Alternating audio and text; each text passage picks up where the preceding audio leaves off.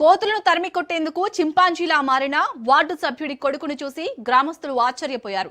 రాజన్న సిరిసిల్ల జిల్లా తంగలపల్లి మండలం మండేపల్లిలోని 4వ వార్డు సభ్యుడిగా గెలుపొందిన ప్రతాపరెడ్డి ఎన్నికల హామీ మేరకు కోతుల బెడదను తీర్చేందుకు వినూత్నంగా ఆలోచించాడు.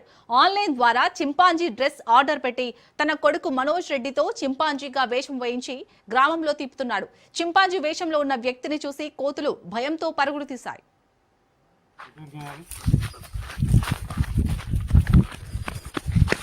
Ah.